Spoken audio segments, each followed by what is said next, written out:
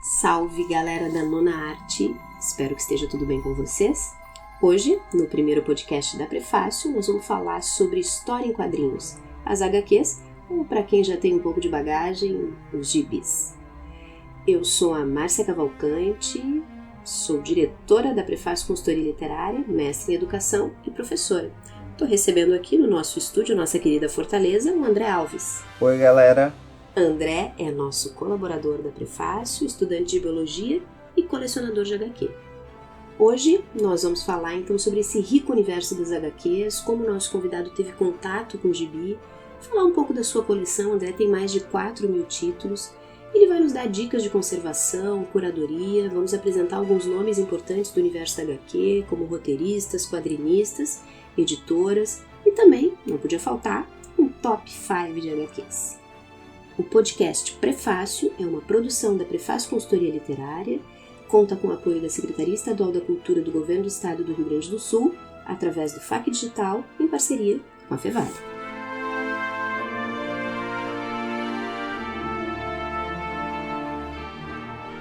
André, conta pra gente como é que foi o teu encontro com as HQs. Olha, desde que eu me conheço por gente, eu sempre tive contato com os quadrinhos, com os gibis. Lá em casa tinha gibi da Mônica, tinha também um que era do Palhaço Alegria, que era um gibi bem da época, quando eu tinha lá os meus 7, 8 anos, estava me alfabetizando, e tinha alguma coisa de Asterix. Mas eu só vou ter um encontro realmente com os gibis de herói, acho que em 1989. Foi uma viagem de férias de verão para Santa Catarina, e numa das paradas de ônibus eu fui pegar um gibi e não tinha da Mônica e acabei escolhendo o gibi do Hulk. E daí pra frente eu comecei a ler gibi de super-herói e não parei mais, assim, né? A minha infância ela foi toda no bairro do Limoeiro, mas a pré-adolescência ela foi entregue pra DC e pra Marvel, isso com certeza, assim, né? Eu conheci os super-heróis, fui me apaixonando por esse universo. E eu nunca fui muito cara do futebol ou de esporte coletivo, assim. Era mais a turma dos livros, HQ, RPG. E na minha época não era tão glamouroso, assim, ser nerd, não. A gente dava uma sofrida legal.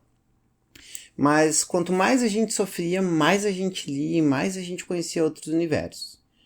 E aí eu fui conhecendo outros quadrinhos, conhecendo eventos, outras referências. O quadrinho foi me levando para outras referências literárias, de cinema, de fotografia. Eu me lembro que em 1996 teve um evento aqui no Hipólito José da Costa, em Porto Alegre, no Museu de Comunicação, que se chamava Quadrimania.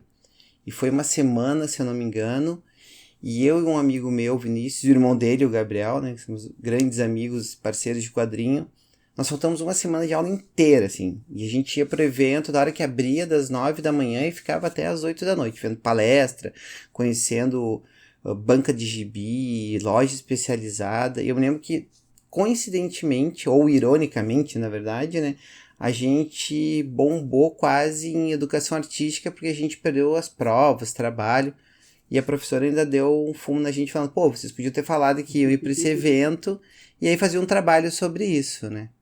Mas eu não me arrependo dessa época, assim. Acho que trouxe muita coisa que eu não teria em outros lugares.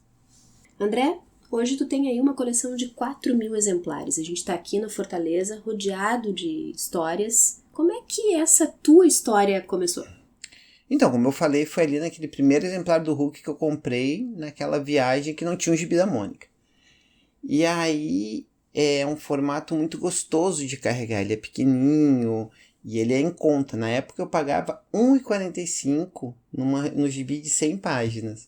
Então imagina, com R$15 eu comprava todos os gibis do mês da Marvel, da DC, e ainda sobrava uma grana para comprar acessórios de RPG, dado de mais 6 faces, as miniaturas, comprava ainda as revistas de videogame, que na época também eu gostava bastante, então Ação Games, Super Powers, e sobrava uma grana para ir no fliperama e jogar lá o Street Fighter, The King of Fighters e a Tartaruga Ninja, que era de lei. Acaba que as histórias em quadrinhos elas permeiam muitos outros universos, né? Então, assim, desde ali dos RPGs, dos games, mas também dialoga com cinema, fotografia, arte, política, agora como a gente teve a tristeza de perder o Quino, né? Então, o pai da Mafalda. Aqui no Brasil a gente tinha o Enfio com a Graúna.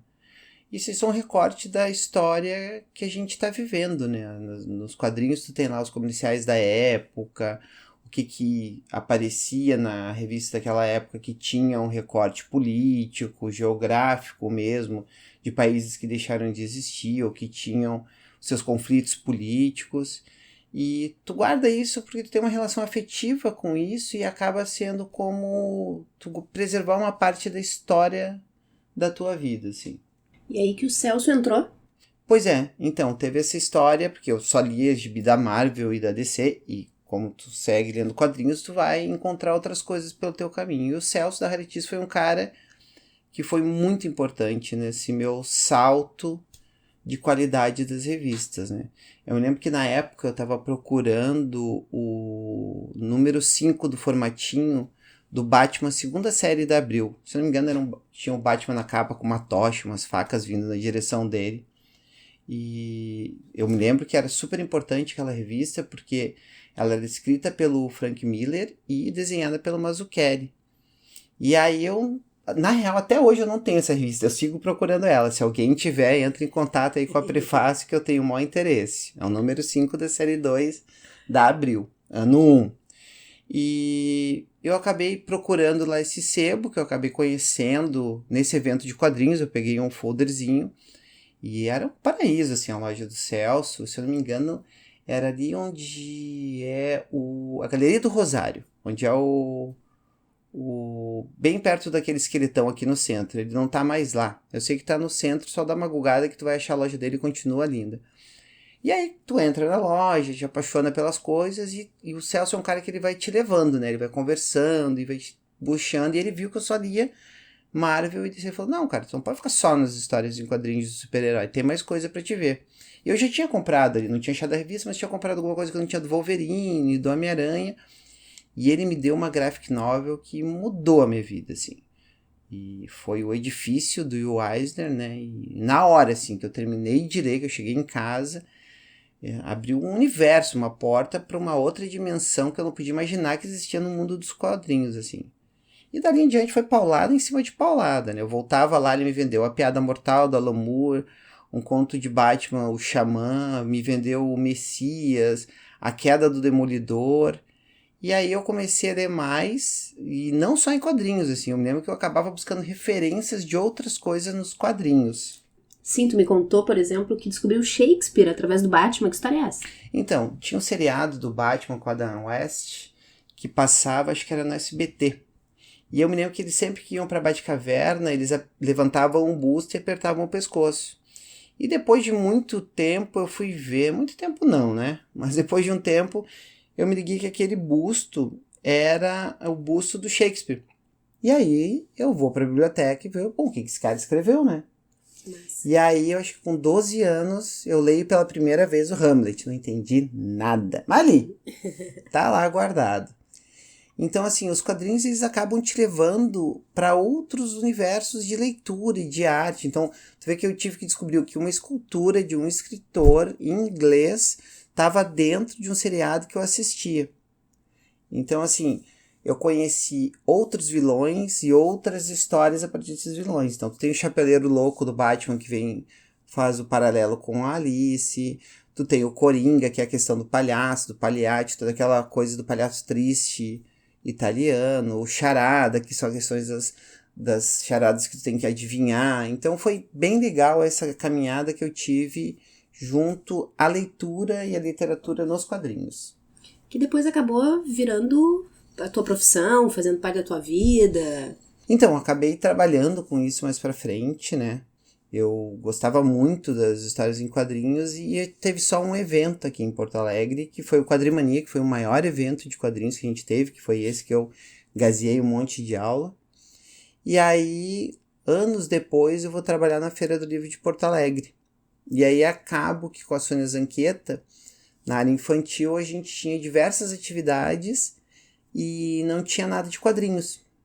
E ela, vendo que eu gostava de quadrinhos e tinha um interesse grande, na época que eu estava começando a sair alguns quadrinhos de clássicos da literatura brasileira, bem tímido, mas estava saindo, E ela me pergunta o que eu acho que falta na Feira do Livro de Porto Alegre. Eu falo, quadrinhos. E faltava 2 semanas para a feira começar e ela fala, então tá, organiza o evento, tem 2 semanas. Nossa! A cara da Sônia, uma coisa rápida e que funcione bem. E aí vai lá a gente correr atrás, né? E aí foi bem legal, porque a gente conseguiu reunir Daniel HDR, Marcelo Tomasi, Romir Rodrigues, que era professor que entendia bastante e colecionador de história em quadrinhos também. Reunimos o pessoal da Quadrante Sul, que era o Denilson Reis, o Paulo. Então, assim, juntou uma galera bem legal em torno desse evento. Podcast. André, e aí tem essa história também toda da tua relação com os mangás, que é um outro, né, um outro prisma aí da história da coleção de HQs. Sim. Como é que funciona essa questão com os mangás? Eu me lembro que na minha época, assim, tinha alguns desenhos, o Speed Racer, que eu nem sabia que era desenho japonês, mas eu gostava de assistir, tinha a Princesa e o Cavaleiro, mas eu me lembro que eu tava na 5ª série, eu tava chegando na escola segunda-feira e tinha aquele bolinho do final de semana da galera dos quadrinhos, que é a galera que não ficava jogando bola antes da aula começar, mas ficava ali falando, joguei tal RPG, vi tal jogo, e tava um bafafá, um burburinho em função de um desenho onde o protagonista tinha tirado a orelha do outro para pegar a armadura de Pegasus. Bom, aí a coisa abriu um universo que era o universo asiático, assim, né? Que eram os mangás. Então foi uma descoberta dos mangás que vieram logo depois, uns anos depois da exibição do desenho, começaram a vir os mangás. Mas eu me lembro que nessa época eu tinha um amigo cristiano que tinha um amigo que morava na Liberdade, em São Paulo, que tinha um primo que morava no Japão. E esse primo, ele gravava os episódios dos seriados e vendia. Só que o que acontece? Como ele mandava as coisas para a família, um monte de eletrônico, comida japonesa, isso vinha no navio. Então, assim, acabava que a gente comprava essa fita dele, né? Ele mandava, demorava uns 65 dias para chegar no Brasil. Depois a gente tinha que pagar o envio de São Paulo para Porto Alegre, chegar a fita em Porto Alegre, comprar uma fita virgem, pegar 2 videocassetes, copiar a fita que veio do Japão, e aí é aquela coisa, uma remessa, um ficava com a fita original e o outro com a cópia, e no outro mês invertia. E eu me lembro que eu assisti todo o Dragon Ball Z em japonês. Não entendia nada, sabia que era o Goku, o Gohan, o Piccolo, mas a gente não sabia a relação deles, mas era muito legal conhecer isso. E era legal que vinham os comerciais da TV japonesa, né? Às vezes ele esquecia de pausar, deixava gravando, e ele sempre deixava uma rebinha de alguma outra coisa pra gente ver, assim, era uma época bem legal. E um movimento bonito, assim, também, né? De esperar, de aguardar, que também tem muito a ver com a coleção, né? Sim, a coleção tem muito isso, assim, né? Que nem eu falei agora, até hoje eu procuro um gibi, que é o número 5 do Batman, que não tenho ainda. E que eu sei que vai aparecer, eu acho que na coleção tem esse tempo, tem essa paciência, né?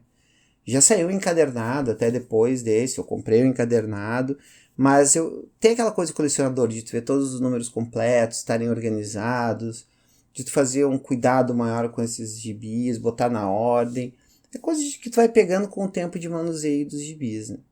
André, me conta aí como é que é a tua relação, então, daí com os quadrinhos brasileiros. Bom, isso começa ali na Feira do Livro, né? Quando a gente começa a convidar os autores daqui.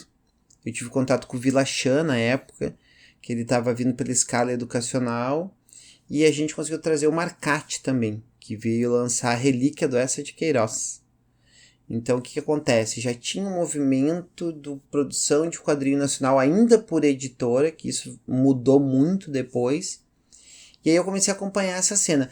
Nessa época eu já não estou acompanhando tanto os quadrinhos da DC e da Marvel regulares. Eu já comecei a filtrar o que eu vou comprar, ou seja, quando tem alguma coisa do Neil Gaiman em relação ao Batman eu compro, quando tem alguma coisa do Frank Miller em relação a algum outro herói eu compro. Então tu vai refinando esse gosto. E aí eu fui conhecendo os autores locais de HQ. Então tinha o Gustavo Borges, que é um dos meus favoritos, ele fez até o Cebolinha agora pelo MSP do Maurício de Souza. O Gustavo Duarte, que fez o Chico Bento, que é genial. O Rafael Grampá, que é aqui do Rio Grande do Sul, inclusive lá de Cachoeirinha. o Fábio Moon, Gabriel Bá, o Guazelli, que é de Vacaria e está morando em São Paulo, e o Marcati e o Villachê que eu acabei conhecendo nesses eventos, né? E aí também tem o do pessoal da Quadrante Sul que trouxe a cultura do fanzine, que era uma cultura que eu não tinha, que eu conhecia alguma coisa dos fanzines punks, alguma coisa de fanzine de meio ambiente, mas eu não tinha um contato maior. E o Denilson e o Paulo Cobliese me trouxeram esse conhecimento e foi bem legal, porque hoje eu também consumo fanzines, né? André, eu queria conversar agora um pouquinho sobre como tu guarda a coleção, né? Eu já vi aí tu ganhando os dias ensacando gibi por gibi, né? Limpando um a um. Como é que é isso? Como é que guarda? Tu já passou por vários lugares no Brasil transportando teus gibis, né? Fazendo mudanças com ele. Como é que é essa história? Então, a coleção, quando eu comecei ela, que eu comprei o primeiro gibi do Hulk, eu me lembro que tinha, no final do gibi, tinha uma propaganda do gibi da morte do Superman. E aí foi o que me fez comprar o próximo gibi. E eu me lembro que na época tinha toda uma promoção da mídia, tinha vários pôsteres e flyers nas bancas. E eu me lembro que eu peguei esse gibi, comprei o primeiro, o do Hulk, e eu botei numa caixa de sapato. E forrei a caixa com recortes da morte do Super-Homem, que tinha no jornal. E foi ali que começou a minha coleção. E até aí estava tudo muito fácil, muito bonito. Em menos de um ano, eu já tinha desocupado 2 gavetas do meu armário. Então eu tinha tirado o que tinha lá de revista, de papel de escola, já comecei a organizar o meu quarto em função da coleção. No início do outro ano, eu já tinha escolhido mais ou menos umas 7 trocas de roupa. E o resto eu doei. Porque eu precisava de mais espaço para colocar mais gibi. Então fui me desfazendo de algumas roupas para ter espaço para colocar os gibis. E aí acabou que não para. Tu vai ver, não para. Tu vai tendo mais gibis e tu vai criando classificação por gênero, por editora, por herói. Hoje tu tens um quarto que tu acomoda todos os gibis separados, mais os bonecos que tu também coleciona, mais os games. Tu foi ampliando também esse universo. Eu sempre tive essa coisa de colecionar. Colecionava figurinhas, colecionei papel de carta, colecionei maço de cigarro, colecionei lata de cerveja. Eu tenho essa coisa de colecionar. Álbum de figurinha eu tenho então um monte. E aí o que acontece?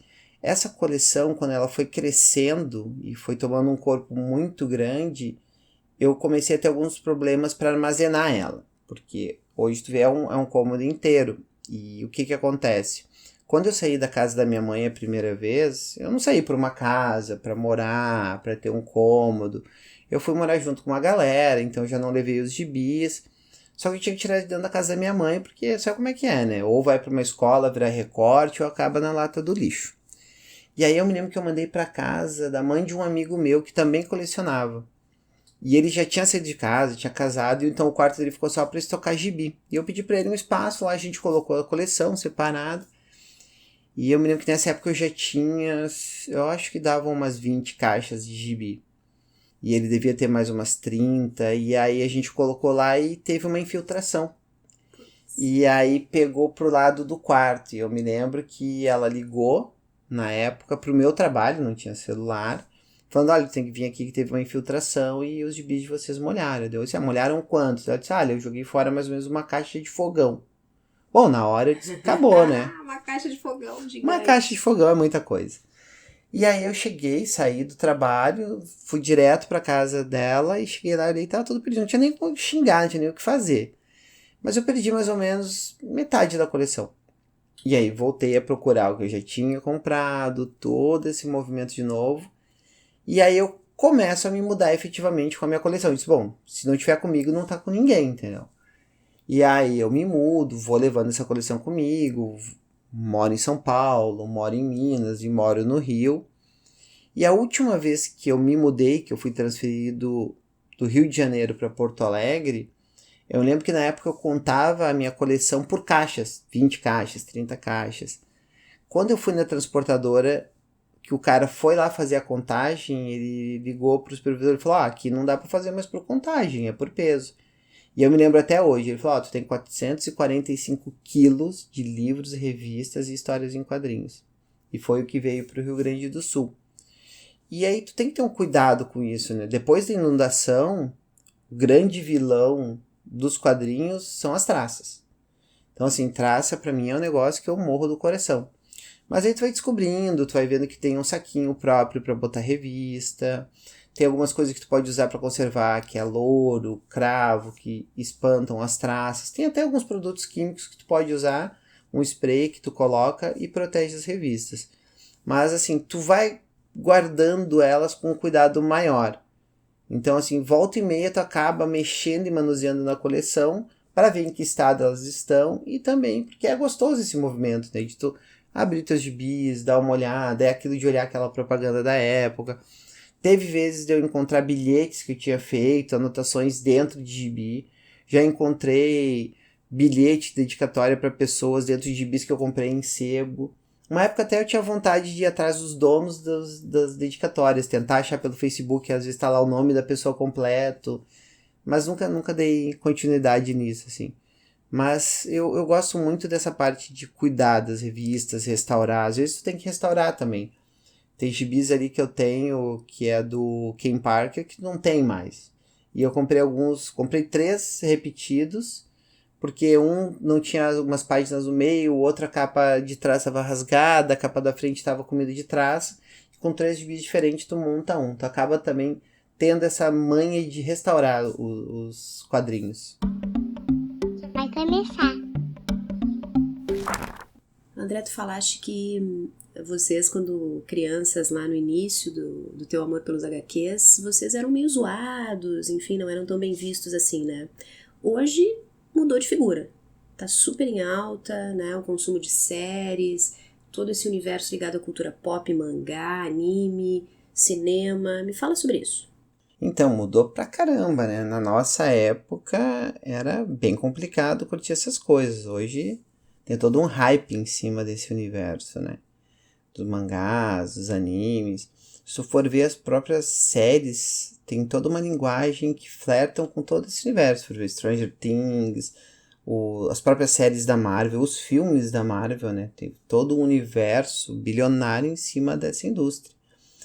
E essa indústria se retroalimenta com os games, os animes e os mangás. Tem toda essa linguagem. Se for ver, Quentin Tarantino bebe nessa fonte, o Spielberg, uma galera segue essa linguagem que os quadrinhos trouxeram, né? Com arte sequencial. E hoje tu tem uma infinidade de super-heróis. Bom, o Dragon Ball, ele rompeu toda e qualquer fronteira, né? O Goku é conhecido em qualquer lugar do mundo. Super Goku. Super Goku. Tu tem também o Naruto, que é super conhecido. São mangás que duraram bastante tempo, né? E tem uma vantagem que o mangá tem em cima dos quadrinhos, é que o mangá ele tem um encerramento. Ele tem o início, o meio e o fim. O Batman não, o Batman fez 80 anos, tu tem super-heróis com 50, 60 anos. O mangá não, ele é um arco fechado, pode ser relançado, um outro arco, mas encerra. Ele tem um princípio, um meio e um fim. André, e sobre os quadrinhos autorais? Me fala mais. Os quadrinhos autorais foi uma paixão que ela veio depois. A gente nunca considerou a Mônica um quadrinho autoral, era um quadrinho para crianças do Maurício de Souza, mas tem todo um universo, né? O meu encontro mais profundo com os quadrinhos autorais foi na primeira CCXP. Quem me convidou foi uma amiga minha que trabalhava na editora comigo, a Fernanda Salles. E lá a gente começa a passar pelas bancas de quadrinhos autorais. Então tu vai ter lá o Guilherme Souza vendendo o FIFO, tu vai ter o Felipe Castilho vendendo Zumbis na Copa, o Rafael Coutinho, que na época já tinha lançado o Cachalote. E é muito diferente, assim, porque os quadrinhos autorais, eles se autossustentam, assim. Tu vê que tem uma dificuldade do mercado editorial absorver os quadrinhos, as grandes editoras. Tem a Companhia das Letras, que lança quadrinhos maravilhosos, né? Mas eles têm bala na agulha para isso, eles podem investir nisso. E o quadrinho autoral de pequeno e médio porte são os próprios autores que fazem aquelas campanhas na internet, crowdfunding, vaquinhas, já garantem a impressão. Eu tenho campanhas que eu participo que em 2 semanas ele conseguiu esgotar uma tiragem de 1.000 exemplares. E uma série de brindes, marca-páginas, calendários, imãs de geladeira. E tudo quem faz é o autor. Ele se divulga ele faz a impressão, ele faz os quadrinhos, ele faz a própria distribuição, porque tu já paga ali naquela taxa o envio de quadrinhos para tua casa. E é muito legal, porque daí tu vai vendo que tem o quadrinho do Chicó, que é uma realidade mais nordestina, tu tem histórias que se passam até fora do Brasil. Vai ver o Dream Tripper, que foi editado pela Panini, e tu tem o 10 Panzinhos do Fábio Moon, Gabriel Bach, que também foi um quadrinho que foi feito em forma pelo próprio autor e que depois foram lançados pela Devir e outras grandes editoras. Então esse quadrinho, ele acabou, esse universo dos quadrinhos autorais eu conheci indo nos eventos, porque o que acontece? Os quadrinistas estão nos eventos, e lá eles levam o seu quadrinho, conversam contigo, tu já sai com o teu quadrinho autografado, e quando tu não consegue comprar depois, tu tem ali a campanha que te garante esse quadrinho, assim. Então é um universo que vale a pena conhecer. E a presença dos eventos, ela foi fundamental para a tua formação também, né? Como amante da leitura, como colecionador, porque ao longo de toda a nossa conversa tu vem trazendo aí vários momentos, né? A presença de eventos em que tu frequentou, que tu ia lá desde pequeno, depois grande, agora produzindo eventos também, né? Na área da literatura. Os eventos, eles são importantes, assim, porque é aquela coisa, se tu quer que as coisas caiam na tua cabeça, tu tem que ir onde elas estão penduradas, né? Então os eventos são esses lugares onde as coisas estão penduradas.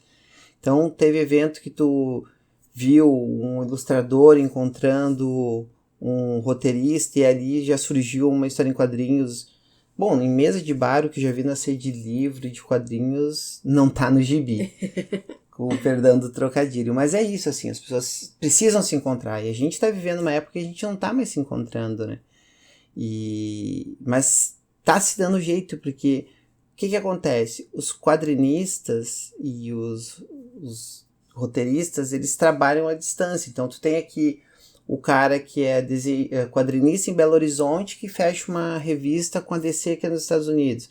Então, por videoconferência, o quadrinho ele já tem esse costume de ser produzido e criado aí a mais de 2 mãos, né? Mais de 2, 4 mãos, porque tu tem desde do colorista, quem vai fazer a arte final, quem vai diagramar, quem vai fazer o balão.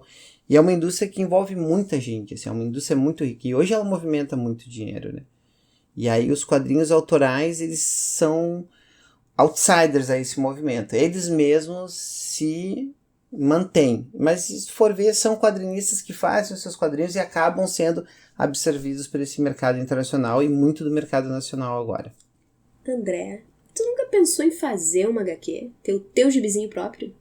Então, cara, na verdade, eu tive uma experiência com isso, com esses meus amigos Vinícius e Gabriel, que a gente tava na 8ª série, o Gabriel devia estar na 6ª, e a gente fez um gibi. A gente fez um gibi que era o que a gente lia, era um grupo de super-heróis que tinham superpoderes e que tinham que enfrentar os preconceitos da sociedade, porque a gente lia os X-Men, mas também eles tinham os poderes alternativos, porque a gente gostava muito da DC. E era muito legal a experiência, porque eu nasci com as 2 mãos esquerdas, então eu não sei desenhar. Mas eu gostava de escrever, porque nessa época eu escrevia roteiro para RPG. A gente tinha um grupo que a gente jogava uma vez por mês, que é o tempo que tu leva para escrever uma aventura de RPG, fazer pesquisa, ser um RPG de época, onde ele se passa, dá tempo das pessoas escreverem os seus personagens para estar jogando. E aí eu já tinha essa cancha de escrever, assim, gostava de contar história, vocês podem ver, falo.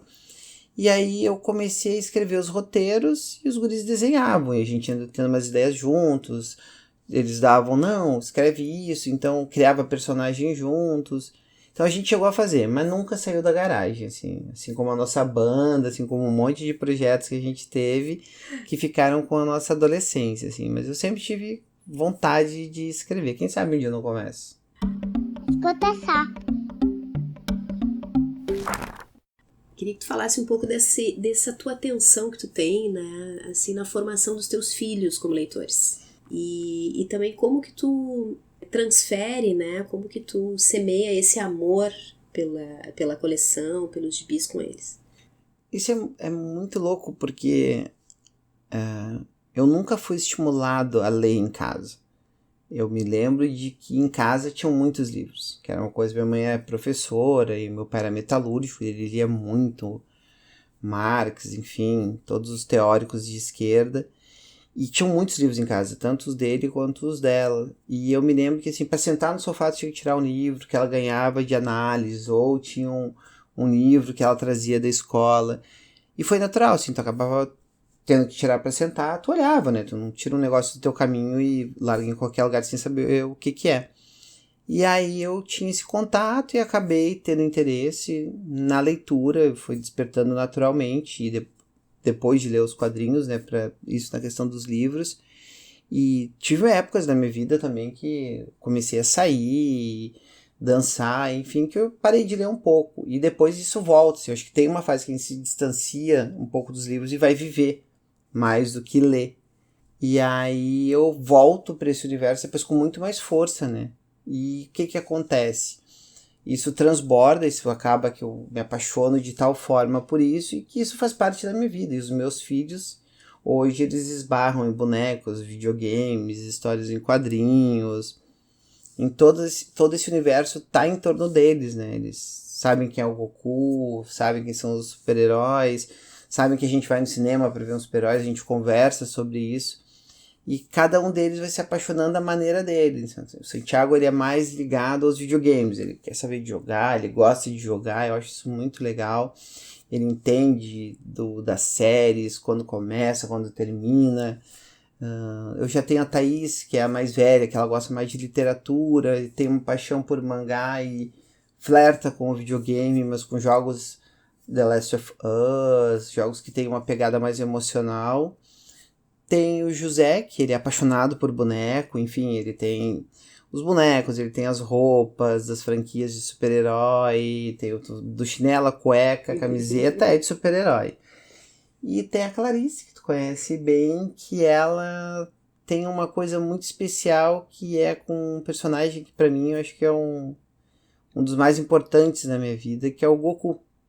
E ela se apaixonou, assim, eu não forcei, assim, ela foi conhecendo aos poucos, ela foi entendendo o universo, e tu vê nela, assim, um pedaço dessa paixão que vai ficar, e que eu acho que ela vai carregar e vai pros filhos dela, e os filhos delas vão levar, e acho que é um legado que a gente deixa. André, a gente não podia encerrar nossa conversa sem o teu top 5. Conta pra gente quais são as 5 melhores HQs que tu recomenda pros nossos ouvintes. Bom, não pode faltar Cavaleiro das Trevas, do Frank Miller, o Watchmen, do Alan Moore, Sandman, do Neil Gaiman, uma que é maravilhosa, que é o Asilo Arkham, e, para fechar, a melhor de todas, A Piada Mortal do Alan Moore, o melhor quadrinho já feito. André, um super obrigado, foi uma delícia conversar contigo. Se tu tá nos ouvindo, gostou da história? Compartilha com os amigos e com as amigas e faz esse podcast circular para que mais pessoas se apaixonem pelos livros, pela leitura e pelas histórias em quadrinhos. A gente volta em breve, acompanha o podcast Prefácio. O podcast Prefácio é uma produção da Prefácio Consultoria Literária. Conta com o apoio da Secretaria Estadual de Cultura do Governo do Estado do Rio Grande do Sul, através do FAQ Digital, parceria com a Fevale. Esse episódio conta com roteiro de André Alves e Márcia Cavalcante, edição primorosa do Vinícius Jardim.